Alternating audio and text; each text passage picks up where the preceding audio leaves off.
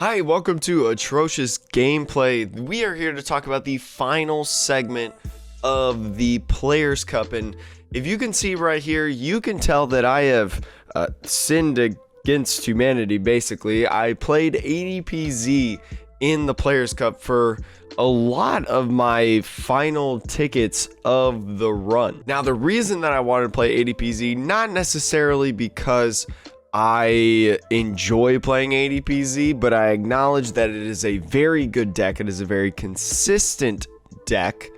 And then also, I've seen so many people talk about how they only played ADPZ and they reached 100 plus points or whatever. And I just want to kind of get a visual, essentially, of how far can ADP like really take someone. And let me preface this by saying I did not play ADP before this. I think the last time I really played ADP seriously for like tournaments or different things like that was back when ADP Buzzwool was a thing, and that was a long time ago.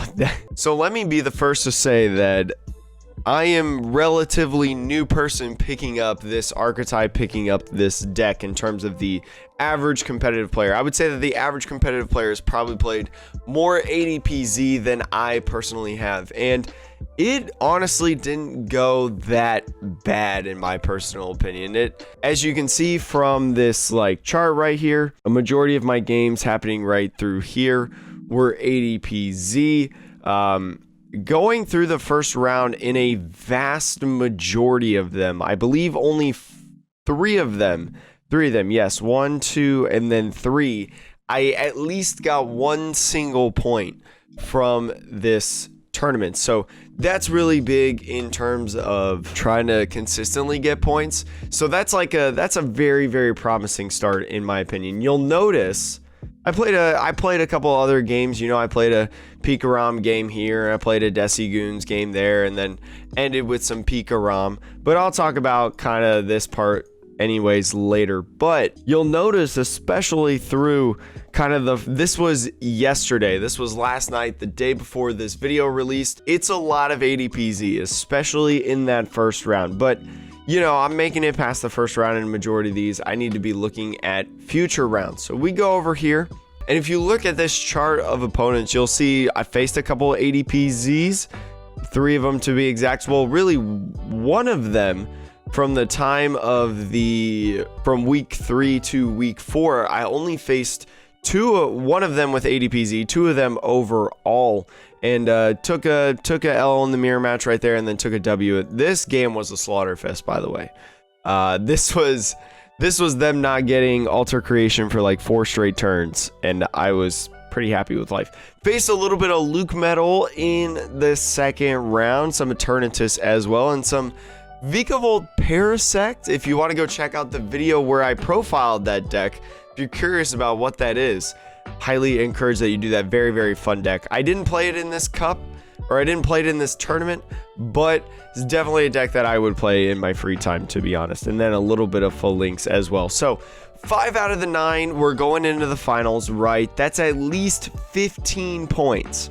It's at least 15 points, assuming that we lose every single match. So let's see how we did in the finals. So we scroll down all the way to ADPZ, and I ended up winning 2 out of the 5 tournaments I ended up winning, which means that's quick math, 19 points coming alone from ADPZ in the second and third round.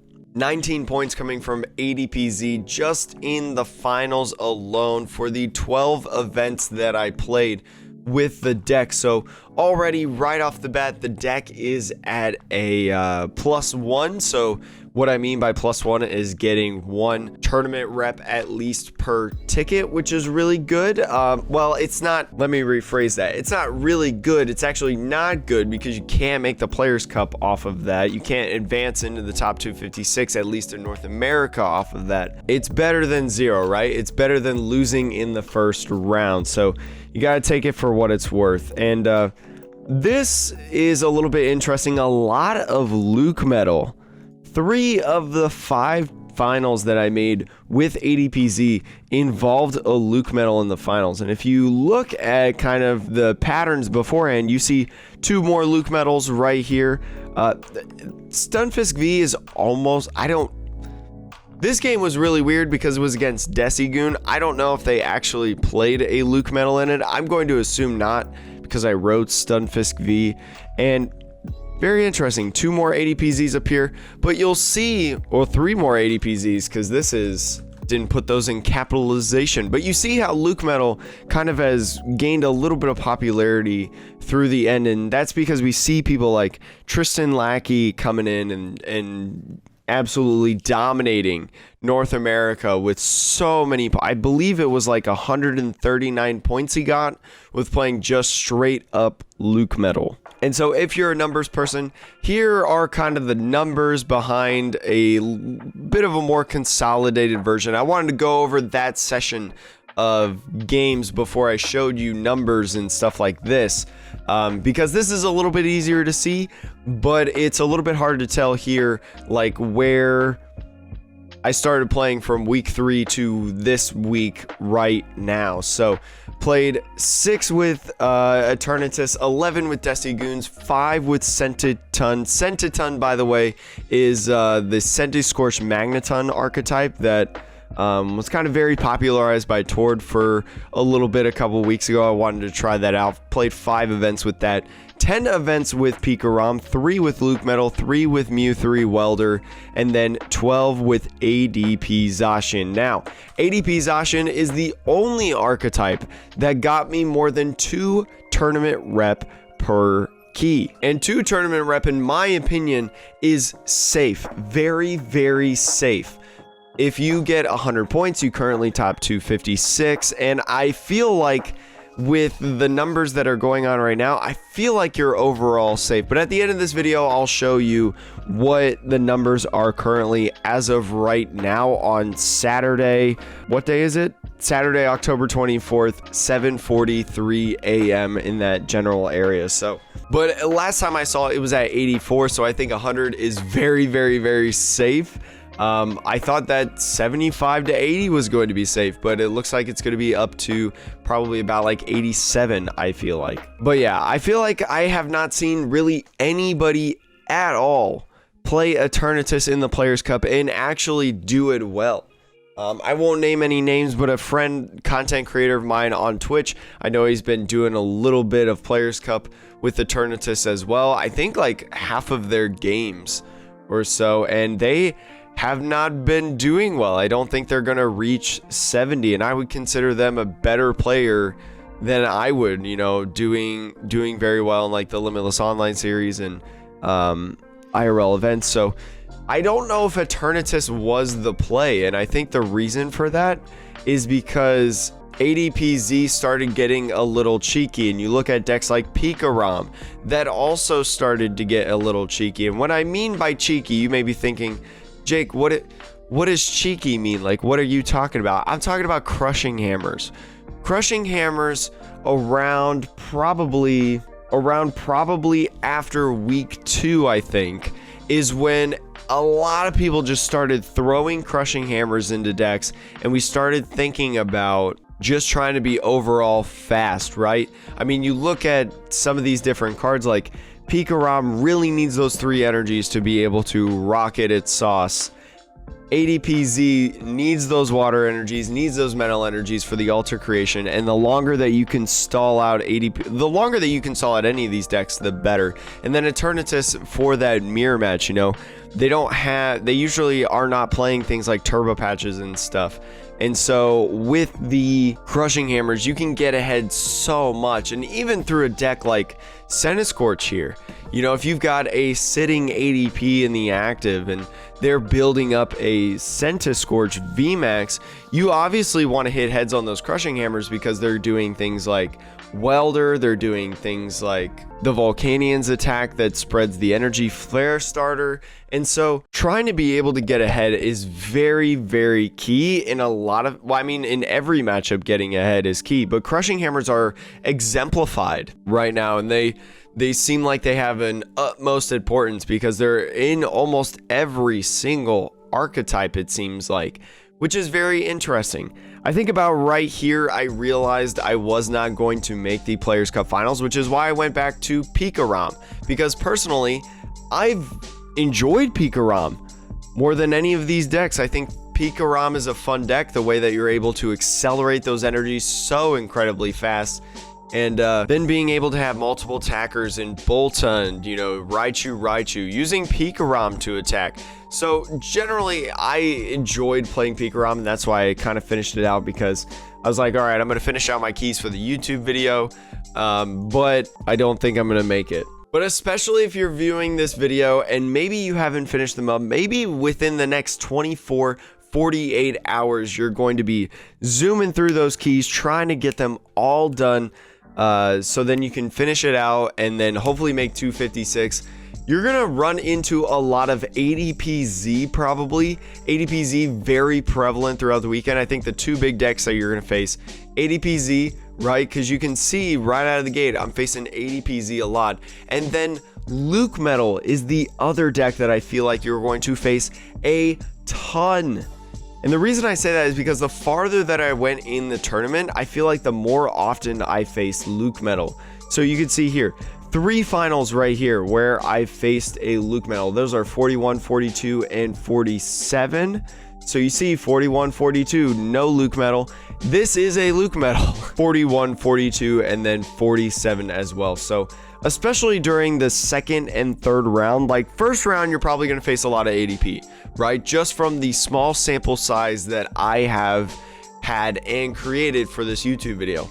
If you go to the second round or the finals, you're probably more often likely to face Luke Metal, I would think. And even up here, look up here, Luke Metal is up here. Not too much Luke Metal up here. You definitely see more ADPZ, but I didn't really make the finals a ton aside from the last 10 keys that I had. Credit to ADPZ. Again, I think this solidifies that really anybody can generally pick up ADPZ and do very, very well. I'm starting to think that if I played all of my tournaments with ADPZ, I would have gotten more towards like 90 points. I'm not going to say 100, right? I'm not going to say that this 2 is perfect, right? That 2 would have stayed the entire time throughout 50 keys, but I definitely think that I could have gotten more than 79, which was my total. And I think I could have kind of reached that upper like 90 area, if that makes sense, mid to upper 90s. That would have been relatively safe for top 256. All right, so if we go ahead and look at top 256 for this month in the Players Cup, US and Canada top 256 is actually 85. All right, so 85 technically doesn't get you in guaranteed because 257 right here. 86 I think is the guarantee that you get, at least as if it ended right now. Now I feel like personally that this weekend is going to have an influx of players. I think people are going to finish out the rest of them this weekend. They're going to say, oh crap, you know, I'm not done yet. It's going to end on Tuesday and I need to get all of that done. So that's what it is for the United States. If we look into Europe, because I know I got some European people both on Twitch and YouTube, top 256 is looking like 66. I would say that 70 is probably going to be the number that you end up finalizing at. Latin America and the Caribbean, 63 is 256, so 64 in order to make it. And man, Europe is actually pulling away. They've been steady hand in hand the entire time, which honestly to me is actually really, really cool how Latin America has stayed. I did not think that Latin America was going to stay more because it's exemplified, you know, the players that I know from Europe compared to the players that I know in like North America. I know a lot of great, awesome, insane players from Europe, and that's because they're those big names, right? There's those Tor Neklet, there's those Nikos, there's those Stefan Ivanov. So very, very interesting to have that kind of realization. And then top 256, 13 is actually the total for, top 128 for Oceania. 13 is actually the cap, which I know a lot of people are going to be like, oh boy, so low. And yeah, you would be correct, but you have to remember that there is a huge dip in the player base as well in that area, which is why they went 128. But let's say we could do the second Players Cup all over again. What would I do? I would say either play Luke Metal or ADPZ. Just again, they're the most consistent decks, right? They have kind of one of the best matchup spreads in the meta as of right now, and although Desi Goons was a good play, it naturally just takes a lot longer and of matchups, because some of the matchups you're going to try to deck out your opponent, but especially with all the Luke Metal, I'm not 100% sure if Desi Goons would be a great option, especially towards that second half of matches. I played a majority of my Desi Goon matches in the first part of the Players Cup tournament when people were just playing anything left and right, whatever they wanted, because it's the beginning of the tournament. They can use up the beginning of their keys. But I don't regret my Players Cup run. I think 79 is kind of an interesting number. I wasn't 100% sure that I would get that high. I think before the last kind of 7 tournaments, I was like, okay, I need to get in the finals in almost all of these tournaments to be able to make 86 or whatever in the Players Cup, and I almost actually did it. I was only 5 points off from 256, so I just kind of went for it. with ADPZ. Again, ADPZ is just a strong, very strong and consistent archetype, sadly, because Alter Creation is the best move, arguably the best move ever printed by Pokemon. So I hope you enjoyed this video. Have a wonderful rest of the day. If you won the giveaway, we actually earlier this morning, the giveaway was pulled for the Champions Path codes.